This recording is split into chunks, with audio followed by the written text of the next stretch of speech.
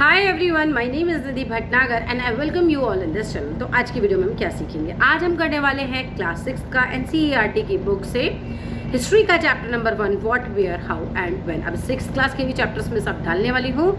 सो अगर पढ़ना चाहते हो तो चैनल को ज़रूर सब्सक्राइब करना। All credit goes to writer as well as the publisher. Channel बनाने का पूरी तरह से मोटिव ये है कि उन बच्चों तक पहुँच जाना जिनके पास ट्यूशन्स नहीं है या फिर जिन्हें स्कूल में उतना अच्छे से समझ नहीं आ रहा है या वो एक्स्ट्रा कुछ पढ़ना चाहते हैं। ठीक है, तो चलिए हमारी मदद कीजिए उन बच्चों तक पहुंचने में और वीडियो को जितना ज़्यादा हो सकता है शेयर कीजिएगा। चलिए विदाउट डिले अब अपने चैप्टर को शुरू करते हैं। देखो, चैप्टर का नाम है व्हाट, यानी कि क्या, वेयर कहाँ, हाउ कैसे एंड व्हेन। मतलब ये चीज़ें पास्ट में कोई चीज़ कैसे हुई थी, कहाँ हुई थी, क्या हुआ था। ऐसा होता है ना, हम मान लो कि राजा अशोक की बात कर रहे हैं तो भाई कौन थे राजा अशोक, किसकी बारे में बात करें, वो कहाँ रहते थे, कैसा उनका जीवन था, प्रजा का जीवन कैसे था।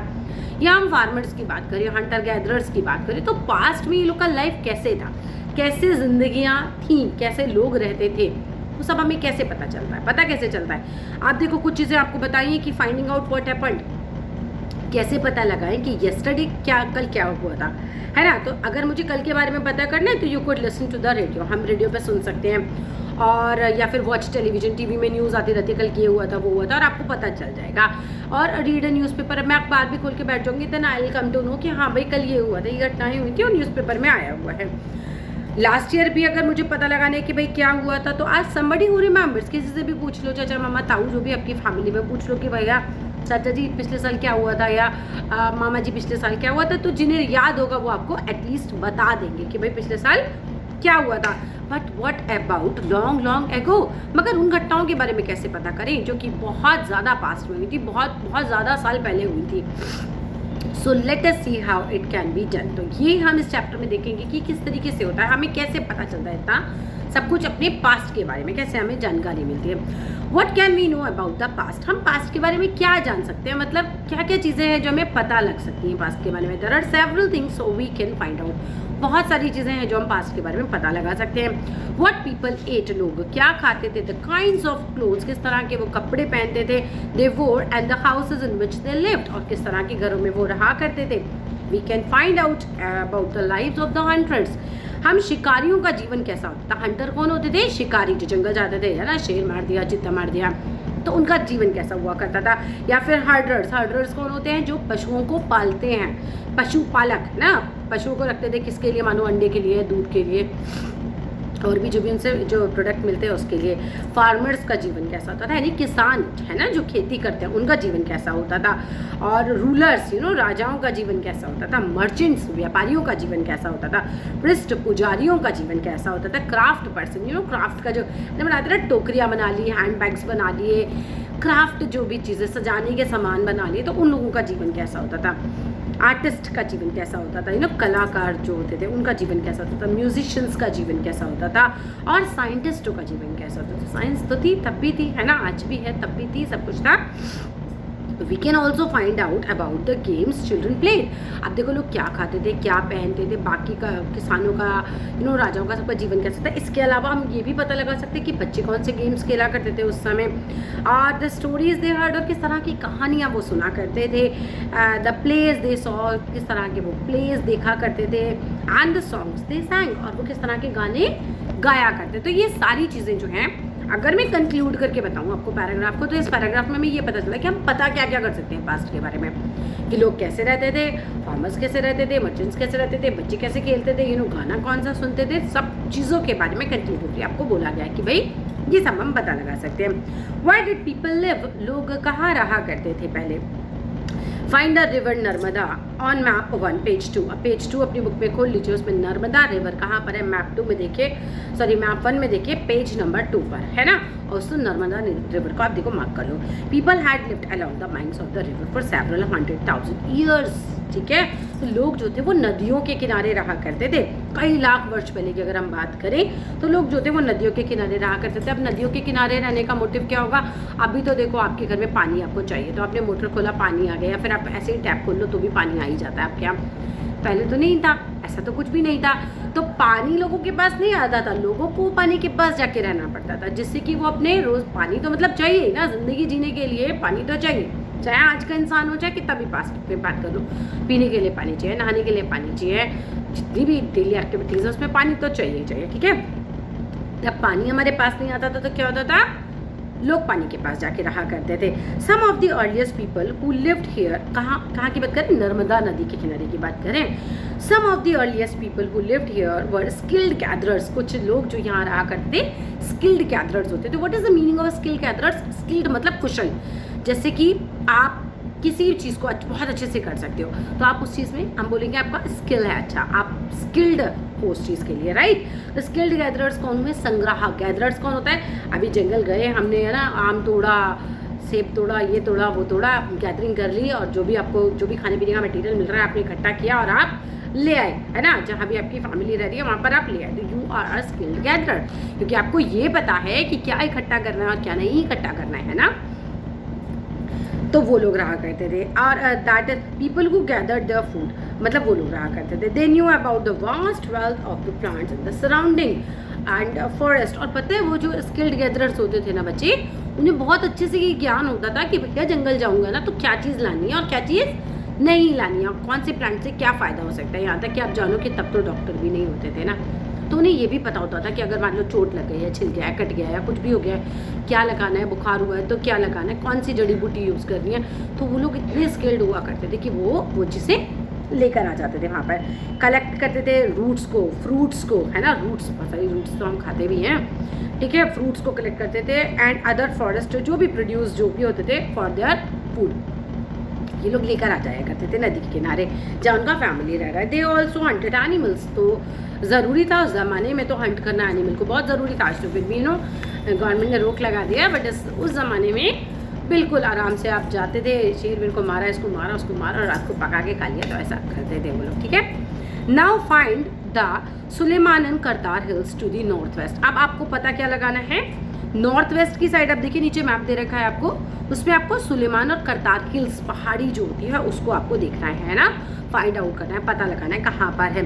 सम of the areas where women and men first begin to grow crops such as wheat and barley about 800 years ago are located here. अब आपको क्यों कहा सुलेमान और करतार हिल्स को मार्क करने के लिए, क्योंकि 8000 साल पहले, है ना, ऐसे विजुअलाइज करो, 8000 साल पहले, ठीक है, कुछ एरियाज इन जगहों के ऐसे थे जहाँ पर औरतें और आदमियों ने सबसे पहले ग्रो किया था क्रॉप्स, और क्रॉप मतलब फसल, कौन सी फसल बच्चे, व्हीट, गेहूं और बार्ले यानी कि जौ, ये उगाया गया था सुलेमान और करतार हिल्स के पास लगभग 8000 साल पहले व्हीट और बार्ले उगाया गया था। सबसे पहले आदमी और औरतों ने इसे उगाया था, इसलिए ये जगह का इतना इंपॉर्टेंस हिस्ट्री में है, आज तक भी खाया जा रहा है व्हीट और बार्ले, ठीक है।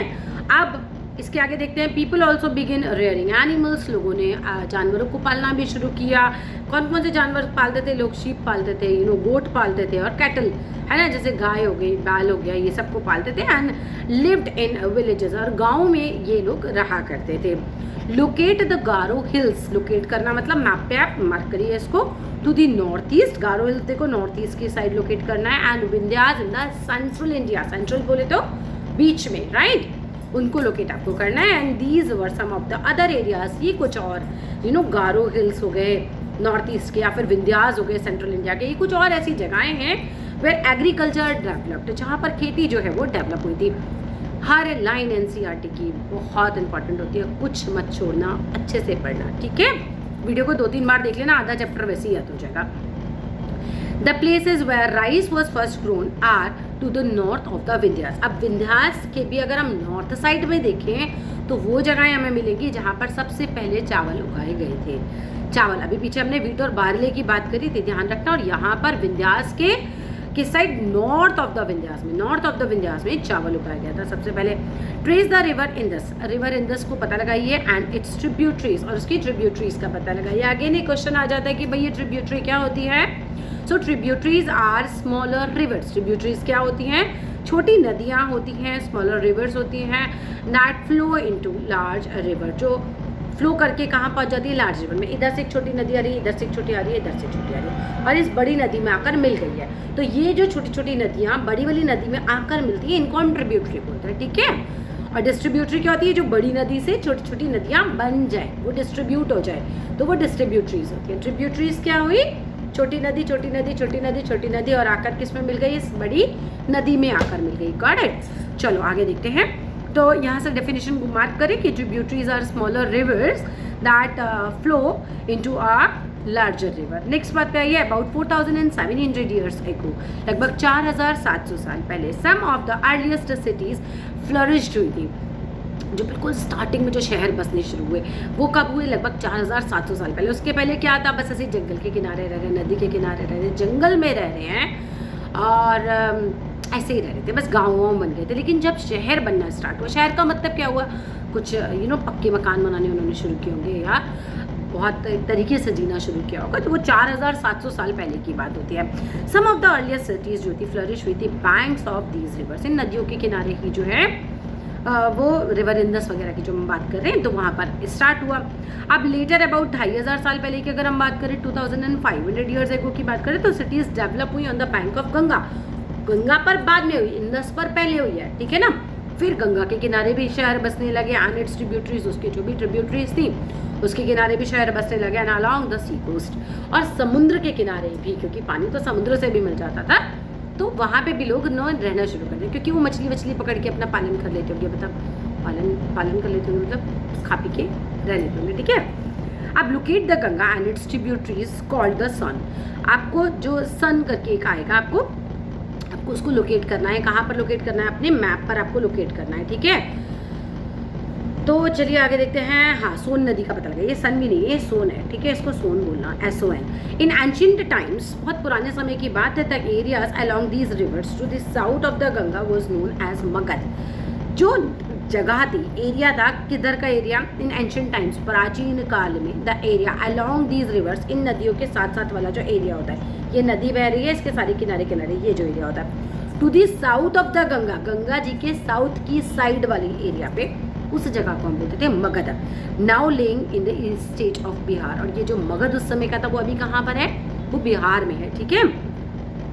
It's rulers were very powerful, तो मगध के जो राजा थे वो बहुत ज़्यादा पावरफुल थे, मतलब बढ़िया वाले राजा थे, एकदम राजा वाले राजा थे, ठीक है।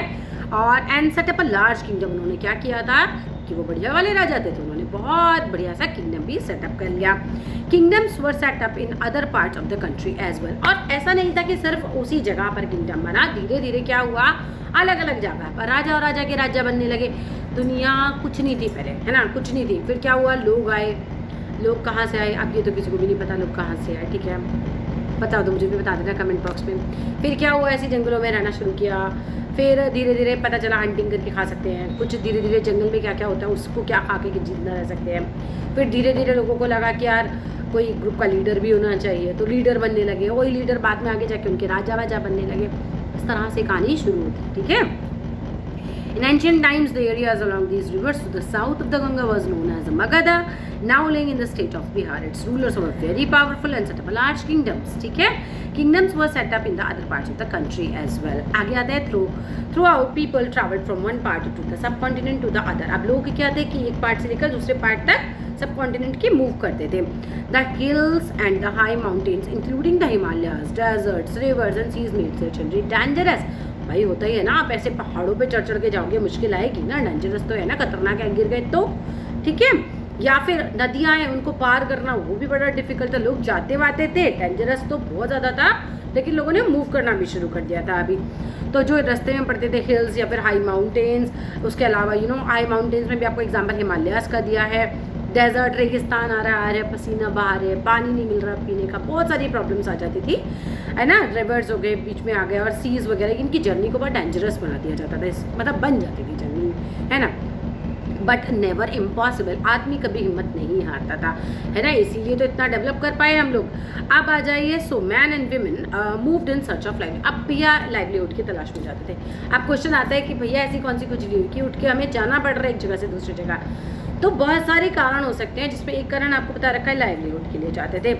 अब पहला लाइवलीहुड का मतलब क्या होता है कि भाई जीविका ही नहीं है, कुछ कमाने के लिए नहीं है, तो क्या ही करें, है ना। जैसे अब भी होता है, अभी आप इंडियंस हैं, अब देखो फॉरेन में भी जाने लगे। क्यों जाने लगे? क्योंकि उन्हें पता है कि वहाँ पर वो ज़्यादा अच्छा सा अर्न कर सकते हैं। या मैं किसी शहर में रह रही हूँ और मैंने दूसरे शहर में मुझे जॉब लगती है, तो मैं वहाँ जाऊँगी ना अपने लाइवलीहुड के लिए।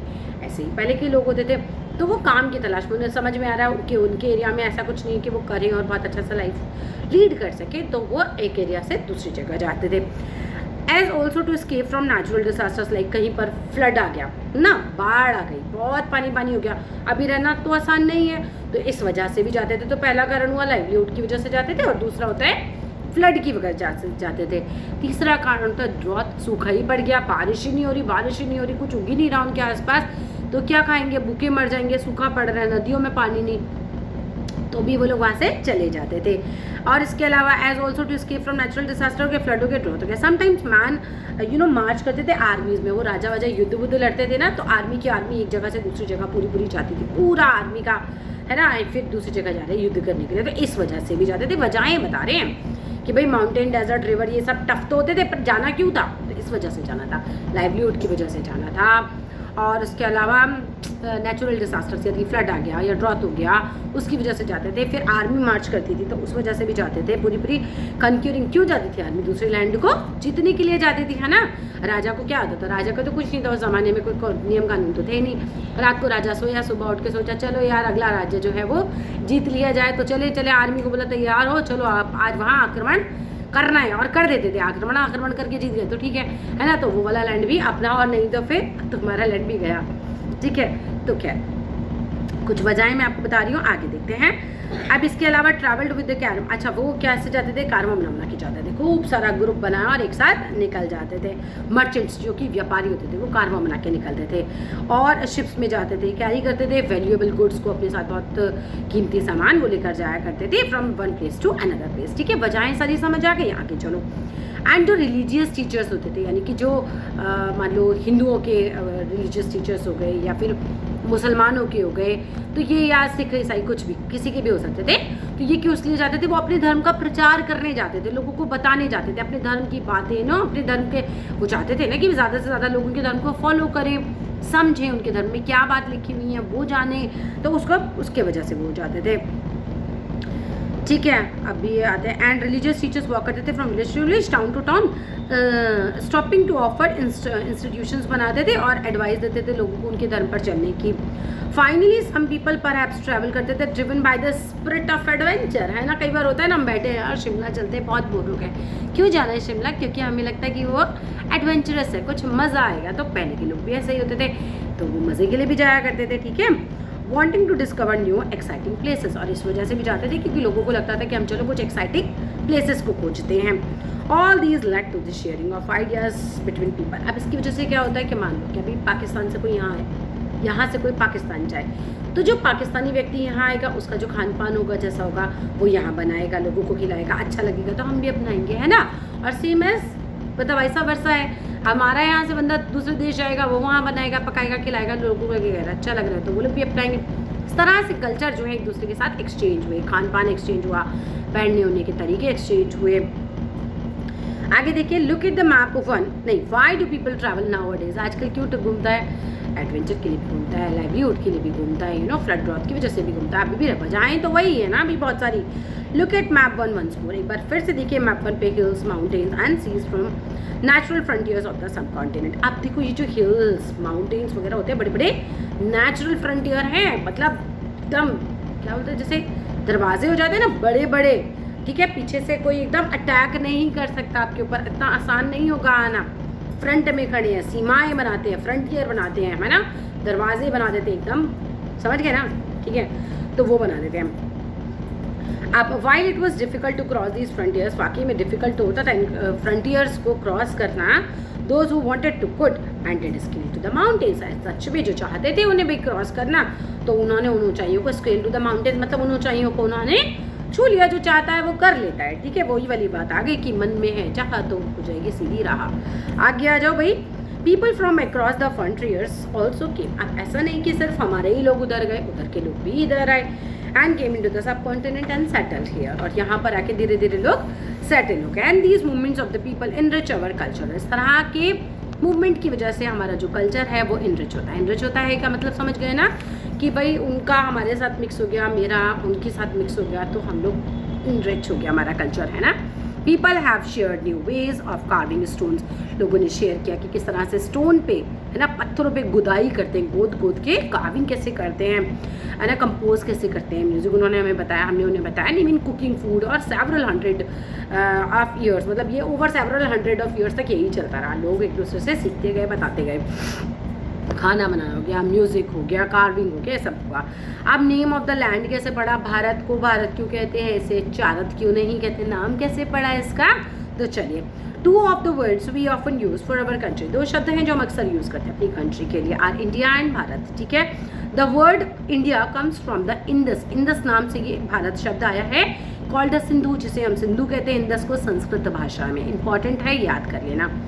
Find Iran and Greece in your atlas, अपने एटलस में देखिए, कलेक्शन ऑफ मैप में देखिए, और वहाँ पर देखिए कि ईरान कहाँ पर है और ग्रीस कहाँ पर है। The Iranians and Greeks who came through the north west, जो कि नॉर्थ वेस्ट की साइड से आए थे अबाउट 2500 साल पहले, 2500 years ago, and were familiar with the Indus, जो कि फैमिलियर थे इंडस नदी से, कॉल्ड इट द हिंदोस, या फिर कोई से इंडोस बोलते थे, हिंदोस या इंडोस बोलते थे। And the land to the east of the river was called India, तो जो इंडस नदी के ईस्ट की साइड की जगह थी, उस लैंड को इंडिया कहा जाने लगा। The name Bharat was use for a group of people, Bharat जो शब्द है वो ग्रुप ऑफ पीपल, उन लोगों के लिए यूज किया गया who lived in the north, जो कि नॉर्थ में रहा करते थे, ठीक है। भारत किन लोगों के लिए आया, जो कि नॉर्थ में रहा करते थे, ठीक है। The name Bharat was use for the group of people who lived in the north west, sorry north west में रहते थे, and who are mentioned in the Rigveda, इनका तो ऋग्वेद में भी जिक्र है, मेंशन किया गया है। The earliest composition in Sanskrit dated about 3500 years ago, Rigveda क्या है, बहुत पुराने कंपोजिशन है, लगभग 3500 साल पहले लिखे गए थे। Later it was use for the country, बाद में ये जो शब्द है ये पूरी कंट्री के लिए यूज होने लगा था। Finding out about the past, अब पास्ट के बारे में पता लगाना, वैसे चैप्टर बहुत ज़्यादा बड़ा है, तो आई फील लाइक हम इसकी 2 वीडियो बना देते हैं, ऐसा ही करते हैं, क्योंकि एक वीडियो के लिए बहुत ज़्यादा बड़ा हो जाएगा, तो ये इसका फर्स्ट पार्ट ये यहीं पर ही फिनिश करते हैं, और मैं बहुत जल्दी इसका सेकंड पार्ट भी आपके लिए लेकर आती हूँ। अगर अच्छा लगे तो ज़रूर लाइक कीजिएगा, चैनल को शेयर कीजिएगा, सब्सक्राइब कीजिएगा, और उन बच्चों तक से पहुँचा दीजिएगा जिन्हें इस तरह की वीडियोस की सबसे ज़्यादा ज़रूरत है, ठीक है। आपका एक शेयर किसी बच्चे को बहुत ज़्यादा मदद कर सकता है। Thank you, bye bye.